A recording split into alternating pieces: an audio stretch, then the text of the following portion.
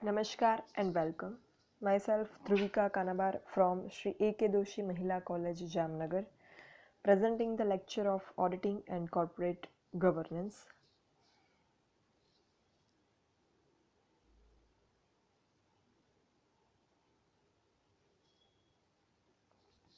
Unit 4 નીતિશાસ્ત્ર અને corporate governance ethics and corporate governance એમાં આપણે ટાઇટલની બેઝિક ચર્ચા કર્યા પછી નૈતિકતાની આચાર સંહિતા અને કમિટી વિશેનો પોઈન્ટ છે એ ડિસ્કસ કરેલો હતો.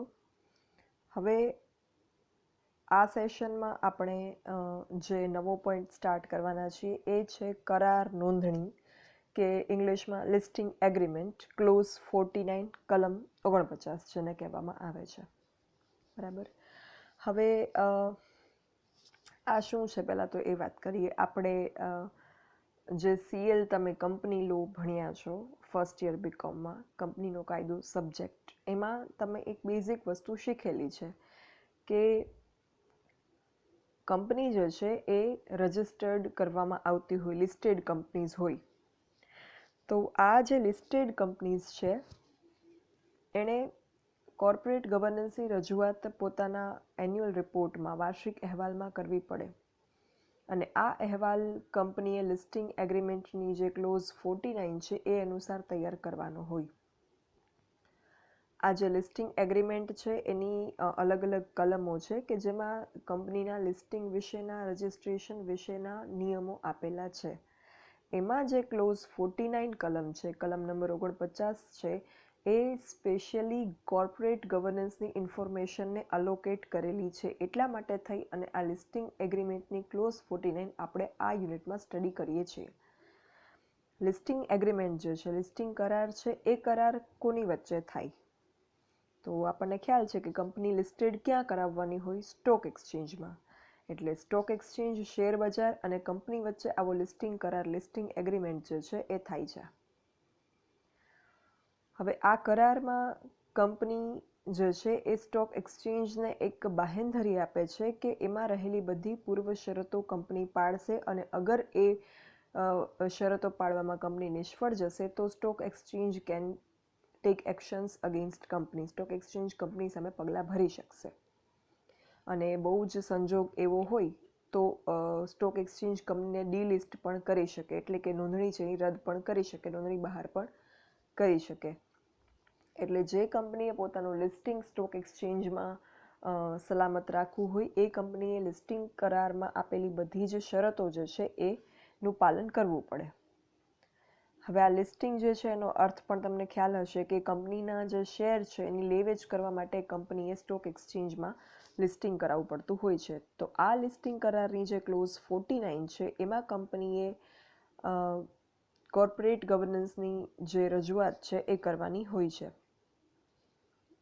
અને આ લિસ્ટિંગ કરારની ક્લોઝ 49 સેબીને પણ માન્ય છે અને અમુક સમયાંતરે સેબી સ્ટોક એક્સચેન્જ પાસે રિપોર્ટ પણ મંગાવે છે કે આ કંપનીઓ ક્લોઝ 49નું બરાબર પાલન કરે છે કે નહીં. સેબી સંસ્થા વિશે પણ તમે ભણ્યા છો સીએલમાં, securities and exchange board of India, કે જે સિક્યોરિટીનું જે એક્સચેન્જ થાય છે, શેરની જે લેવેચ થાય છે એનું નિયમન કરે છે. તો આ સેબી જે છે એ આ રિપોર્ટ સમયાંતરે મંગાવી અને ક્લોઝ 49નું પાલન યોગ્ય રીતે થાય છે કે નહીં એ જોવે. હવે ક્લોઝ 49માં કંપનીની કઈ કઈ જવાબદારીઓ છે, ક્લોઝ 49 અંતર્ગત કંપનીએ કઈ કઈ બાબતો દર્શાવવાની હોય, કંપનીની શું રિસ્પોન્સિબિલિટીઝ છે એની આપણે વાત કરીએ. તો ક્લોઝ 49 પહેલાં તો કોને લાગુ પડે એની જ્યારે વાત કરીએ ત્યારે ઓબ્વિયસલી કે ભારતના કોઈ પણ સ્ટોક એક્સચેન્જમાં જે લિસ્ટ થયેલી હોય, નોંધાયેલી હોય એવી કંપનીને આ ક્લોઝ 49ની જોગવાઈઓ લાગુ પડે. હવે ક્લોઝ 49ના સિદ્ધાંતોની વાત કરીએ, પ્રિન્સિપલ્સની વાત કરીએ તો શેર હોલ્ડરના અધિકારો અંગે ક્લોઝ 49ના સિદ્ધાંતો શું છે એની પહેલાં વાત કરીએ. તો આ જે કલમ છે 49 નંબરની કલમ, એની જોગવાઈ અનુસાર કંપની જે છે એના શેર હોલ્ડરો છે એના અધિકારો કે જે કંપની ધારા કે કોઈ પણ નિયમોમાં આપવામાં આવ્યા છે એનું પાલન કરવું જોઈએ અને શેર હોલ્ડર્સને કંપની જે છે એ કઈ રીતે ચલાવવામાં આવે છે, કંપનીની નાણાકીય બાબતો અંગે માહિતી આપવી જોઈએ. આ વસ્તુ કંપનીની ફરજમાં આવે છે. It is the responsibility or duty of the company to make its shareholders know about every monetary detail of the company. કંપનીની દરેક નાણાકીય બાબત જે છે એ શેરહોલ્ડરોને જણાવવી એ કંપનીની ફરજ છે અને કંપની ધારામાં પણ છે અને બાકીના નિયમો પણ છે. તો આ માહિતી સમયસર આપવી જોઈએ. કંપનીની સભાઓમાં શેરહોલ્ડર્સને આમંત્રણ આપવું જોઈએ. કોરમ પૂરું થાય ત્યારે જ નિર્ણય લેવો જોઈએ. કંપનીના એન્યુઅલ રિપોર્ટ્સ શેરહોલ્ડર્સના એડ્રેસ પર મોકલાવવા જોઈએ. આ બધી જે શેરહોલ્ડર્સના જે કંઈ અધિકારો છે, ડિવિડન્ડ મેળવવાનો અધિકાર છે, સભામાં હાજર રહેવાનો અધિકાર છે, વોટિંગમાં મતમાં પોતાનો મત આપવાનો અધિકાર છે, તો આ બધા જ અધિકારો શેરહોલ્ડર્સને મળવા જોઈએ. આ ક્લોઝ 49 કહે છે. પછી એવું નથી કે માત્ર શેરહોલ્ડર્સના જ કંપનીમાં કંઈક અધિકારો છે, એ સિવાયના પણ ઘણા પક્ષકારો છે. આપણે આગળ પણ વાત કરી કે સ્ટેક હોલ્ડર્સ છે, કંપનીના સહભાગીદારો છે, તો એમના પણ હકનું અધિકારોનું જે છે એ ખ્યાલ રાખવો જોઈએ કંપનીએ. તો શેરહોલ્ડર સિવાય કંપનીના અન્ય સહભાગીઓ સ્ટેક હોલ્ડર્સની અગર આપણે વાત કરીએ તો એ કોણ? તો એ છે એના કર્મચારીઓ, ગ્રાહકો, સપ્લાયર્સ. આ બધા પક્ષકારોના અધિકારનું પણ કંપનીએ માન આપવું જોઈએ અને એમને સહકાર આપવો જોઈએ. જે કંઈ કંપનીની ફરજો છે આ પક્ષકારો પ્રત્યે એ પણ બજાવવી જોઈએ. પછી જાહેરાતો અને પારદર્શિતા અંગેનો સિદ્ધાંત. તો કંપની જે છે એને કોર્પોરેટ ગવર્નન્સ રિપોર્ટ જે પોતાનો હોય એમાં બધા જ કાયદાની જોગવાઈનું પાલન કરવું જોઈએ અને અકાઉન્ટિંગ સ્ટાન્ડર્ડનું પણ પાલન કરવું જોઈએ અને મહત્ત્વની નાણાકીય અને બિન નાણાકીય બાબતો જાહેર કરવી જોઈએ. એટલે આ વસ્તુ જે છે એ સિદ્ધાંત એમ કહે છે કે બધી જ અગત્યની બાબતોનું કંપનીએ પોતાના અહેવાલમાં જાહેરાત કરવી જોઈએ, ડિસ્ક્લોઝ કરવી જોઈએ, ડિસ્ક્લોઝર કરવું જોઈએ. અને કંપનીએ પોતાના વ્યવહારમાં પારદર્શિતા જાળવવી જોઈએ, ટ્રાન્સપરન્સી જાળવવી જોઈએ. જે અગત્યની બાબત છે કે જે લાગતા વળગતા પક્ષકારોને, રિલેવન્ટ પાર્ટીઝને જાણવી જરૂરી છે કે જાણવી એમનો અધિકાર છે, તો એ વસ્તુથી એમને વંચિત ના રાખવા જોઈએ. They should not be deprived of the information they have right to acquire. તો એ વસ્તુ પારદર્શિતા બતાવે છે, ટ્રાન્સપરન્સી બતાવે છે કે કંપનીને ટ્રાન્સપરન્ટલી વ્યવહાર કરવો જોઈએ. અને એના પછી છે બોર્ડની ફરજો. તો કંપનીના જે બોર્ડ ઓફ ડિરેક્ટર્સ છે, સંચાલકો છે, એમની ફરજ છે કે કંપનીના મહત્ત્વના જે કામ છે એમની માહિતી શેરહોલ્ડરને આપે. જે કંઈ કંપનીમાં અગત્યની બાબતો થતી હોય એ શેરહોલ્ડર એનાથી માહિતગાર રહે. કંપનીના વ્યવહારો કેવી રીતે ચાલે છે, કંપનીના મુખ્ય કર્મચારીઓ કઈ રીતે કંપની ચલાવે છે, એમને કેટલું મહેનતાણું મળે છે, ડિરેક્ટર્સનું મહેનતાણું શું છે, આ બધી જ બાબતોની માહિતી એમને મળવી જોઈએ. આ છે ક્લોઝ 49ના સિદ્ધાંતો, પ્રિન્સિપલ્સ ઓફ ક્લોઝ 49, કલમ 49ના સિદ્ધાંતો. હવે આપણે વાત કરીએ ક્લોઝ 49 બોર્ડ ઓફ ડિરેક્ટર્સ. તો as per clause 49 board of ડિરેક્ટરની રચના, બોર્ડની રચના કેવી રીતે થયેલી હોવી જોઈએ.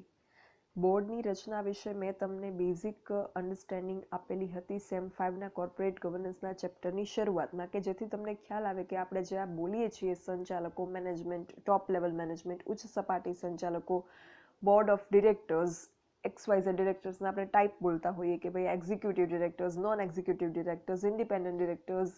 તો આ બધું શું છે એ તમને ખ્યાલ આવે બેઝિક. બિકોઝ અગર એ ખબર નહીં હોય તો પછી જે બાયફર્ગેશન છે એના રૂલ્સ છે એની જ્યારે આપણે વાત કરશું એ તમને નહીં સમજાય, કારણ કે એ રૂલ્સ છે એ ડિરેક્ટરના પ્રકાર ઉપર ડિપેન્ડન્ટ છે, એટલે લોજિકલ છે એ.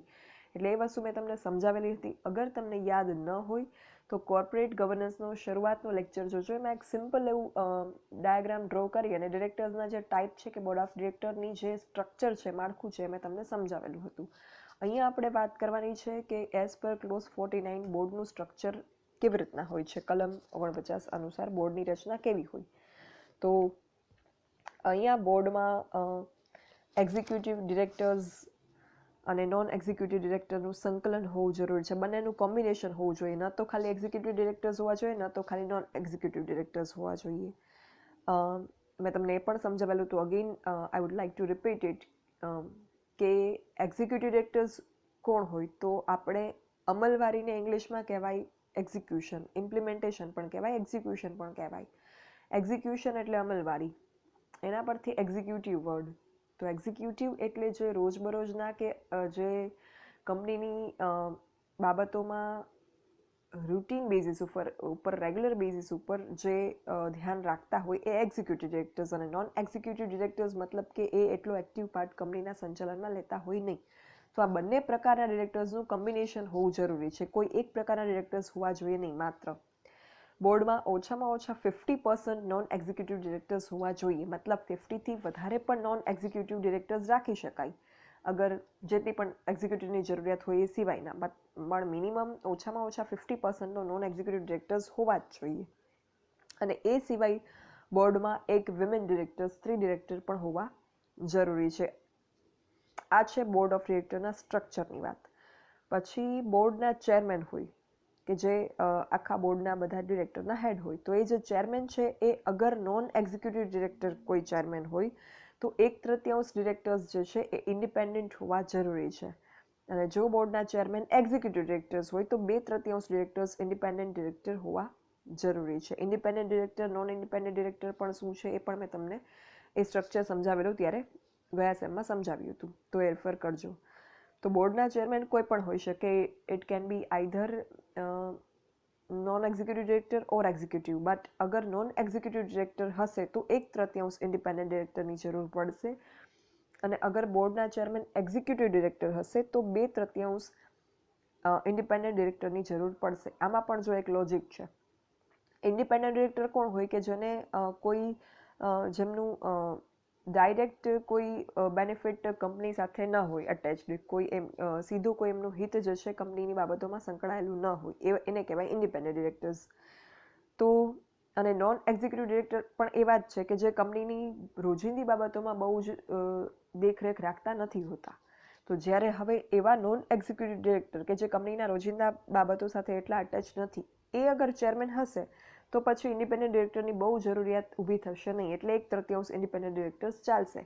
બટ અગર બોર્ડના ચેરમેન એક્ઝિક્યુટિવ ડિરેક્ટર હશે કે જે કંપનીની રેગ્યુલર બાબતો જે હોય, રેગ્યુલર મેટર્સ એમાં ઇન્ટરેસ્ટ લેતા હોય, એમને એ જવાબદારી હોય, તો એવા સંજોગોમાં જે છે એ પછી ઇન્ડિપેન્ડન્ટ ડિરેક્ટરની સંખ્યા વધારી નાખવામાં આવશે. 2/3 થઈ જશે.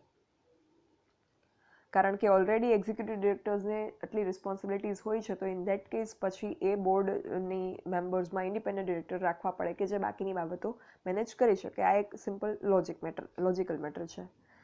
એ સિવાય નોમિની ડિરેક્ટર જે હોય એને ઇન્ડિપેન્ડન્ટ ડિરેક્ટર ગણવામાં આવશે નહીં. હવે જે આ ઇન્ડિપેન્ડન્ટ ડિરેક્ટર્સ હશે બોર્ડની રચનામાં, એનો કાર્યકાળ 5 વર્ષનો હશે. અને અગર એ 5 વર્ષનો કાર્યકાળ પૂરો થયા પછી બીજી વાર એ જ કંપનીમાં એ ઇન્ડિપેન્ડન્ટ ડિરેક્ટર તરીકે નિયુક્ત થાય તો એ તરત જ ના થઈ શકે. આફ્ટર 5 years ઇમિડિયેટલી, તાત્કાલિક ન થઈ શકે. એના માટે એમને 3 વર્ષનો કુલિંગ પીરિયડ રાખવામાં આવેલો છે. તમારી બુકમાં કુટિંગ પીરિયડ લખેલું છે, COOTING, but it is a printing mistake. A cooling period છે. હવે આ ઇન્ડિપેન્ડન્ટ ડિરેક્ટર્સ જે છે એ કેવા હોય કે જેનું હિત કંપનીમાં ડાયરેક્ટલી પ્રત્યક્ષ રીતે સંકળાયેલું ન હોય. એ ડિરેક્ટર્સનો કાર્યકાળ, એમનો જે વર્કિંગ પીરિયડ છે એ 5 yearsનો હોય. પછી અગેન એમને રિન્યૂ કરવામાં આવે. સપોઝ અહીંયા ના પાડે છે રિન્યૂ નહીં કરવાના, 3 yearsનો કુલિંગ પીરિયડ રાખવાનો. કુલિંગ પીરિયડ શું છે એ પણ સમજાવું છું. બટ અગર 5 years કમ્પ્લીશન થાય પછી ઇમિડિયેટલી એમને રિન્યૂ કરવામાં આવે તો શું થશે સિચ્યુએશન? કે એ કંપની સાથે બહુ જ જે છે એની અટેચમેન્ટ વધી જશે, એમનું ઇન્વોલ્વમેન્ટ કંપનીમાં વધી જશે. એવા સંજોગોમાં જે ઇન્ડિપેન્ડન્ટ ડિરેક્ટરનું જે અર્થ છે એ અર્થ સરશે નહીં, કે જે કંપની સાથે બહુ જ હિત કંઈ ધરાવતા ન હોય, કંપનીમાં એટલું એમનું કંઈ ઇન્વોલ્વમેન્ટ ના હોય. હવે એમને અગર રિન્યૂ કરવામાં આવે આફ્ટર 5 years તો આ વસ્તુ જે છે એ નહીં થાય. એ કંપની સાથે 5 વર્ષથી ઓલરેડી અટેચ છે, સંકળાયેલા છે, અને પાછા એને રિન્યૂ કરવામાં આવશે. મતલબ એ કંપનીમાં એમનું જે છે એ સ્થાન જમાવી લેશે અથવા તો ઘણી બધી બાબતો જે છે એનાથી જાણકાર થઈ જશે. અને જે ઇન્ડિપેન્ડન્ટ ડિરેક્ટરનો જે હેતુ છે અહીંયા સિદ્ધ નહીં થાય. એટલા માટે થઈને આવો એક નિયમ બનાવવામાં આવ્યો હશે કે એમને 3 વર્ષનો વચ્ચે કુલિંગ પીરિયડ રાખવો. કુલિંગ પીરિયડ એટલે 3 years એ લોકો અગેન રિન્યૂ થઈ શકે નહીં, break. After completion of 3 years, 5 વર્ષનો કાર્યકાળ પૂરો થશે, વર્કિંગ પીરિયડ પૂરો થશે, પછી 3 yearsનો બ્રેક લીધા પછી જ again that same independent director can be appointed in the same company as an independent director after taking a break or after cooling period of 3 years. 3 વર્ષના કુલિંગ પીરિયડ પછી. આ independent ડિરેક્ટરના જે કામ છે એનું મૂલ્યાંકન બોર્ડ દ્વારા પૂર્વ નિર્ધારિત માપદંડ અનુસાર દર વર્ષે થવું જોઈએ. નોમિનેશન કમિટી હોય એણે એડવાન્સમાં સ્ટાન્ડર્ડ્સ ફિક્સ કરેલા હોય એ સ્ટાન્ડર્ડ મુજબ ઇન્ડિપેન્ડન્ટ ડિરેક્ટર જે છે એનું મૂલ્યાંકન થવું જોઈએ અને આ મૂલ્યાંકન પ્રમાણે નિયુક્તિકાળ નિશ્ચિત કરવામાં આવશે. હવે આ જે ઇન્ડિપેન્ડન્ટ ડિરેક્ટર છે એની મીટિંગ જે છે, બોર્ડની મીટિંગ પહેલાં એકલા ઇન્ડિપેન્ડન્ટ ડિરેક્ટર્સની મીટિંગ રાખવામાં આવશે અને આ મીટિંગમાં એકબીજા બધા ડિરેક્ટર અને બોર્ડનું મૂલ્યાંકન થશે અને બોર્ડના સંચાલન માટે કેટલી અને કેવી ગુણવત્તાવાળી માહિતી સમયસર પૂરી પાડવામાં આવે છે કે કેમ, આ બધી જ બાબતોનું મૂલ્યાંકન થશે કે જેનાથી એ વસ્તુ ખ્યાલ આવે કે બોર્ડનું કામગીરી બરાબર રીતે છે કે નહીં, કોર્પોરેટ ગવર્નન્સના જે સિદ્ધાંતો છે એની અમલવારી થાય છે કે નહીં. એ સિવાય બોર્ડના જે વિમેન ડિરેક્ટર છે, સ્ત્રી ડિરેક્ટર છે, એમના માટે અને બોર્ડ માટે કંપની કઈ રીતે પરિચય કાર્યક્રમની વ્યવસ્થા કરે છે અને એમાં એ લોકોની કેવી રીતે માહિતી આપે છે એ માહિતી પણ આપવી જોઈએ. આ વસ્તુ કંપનીની અને એની કંપનીનો જે એન્યુઅલ રિપોર્ટ હોય, વાર્ષિક અહેવાલ હોય, એમાં એમણે મેન્શન કરવી જોઈએ.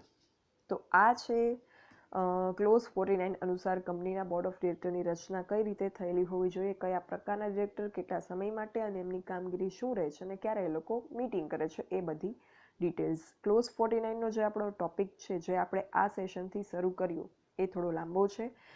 શરૂઆતમાં ક્લોઝ 49 શું છે, શા માટે છે, લિસ્ટિંગ એગ્રીમેન્ટ શું હોય છે, શા માટે લિસ્ટિંગ કરાવવું જરૂરી છે, લિસ્ટિંગને કન્ટિન્યુ કરાવવા માટે શું જરૂરી છે, ક્લોઝ 49ના સિદ્ધાંતો શું છે અને ક્લોઝ 49 અનુસાર બોર્ડ ઓફ ડિરેક્ટરની રચના કઈ રીતે થાય છે એની વાત કરી.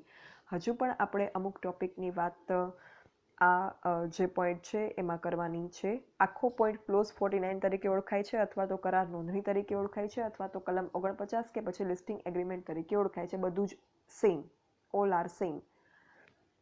તો હજુ પણ આપણે આ પોઈન્ટમાં બીજી મેટર્સ ડિસ્કસ કરવાની બાકી છે, જે આપણે આગળના સેશનમાં ડિસ્કસ કરીશું. Thank you. For any doubts or queries, you can write me on this mail dvk.drupika@gmail.com. Thank you.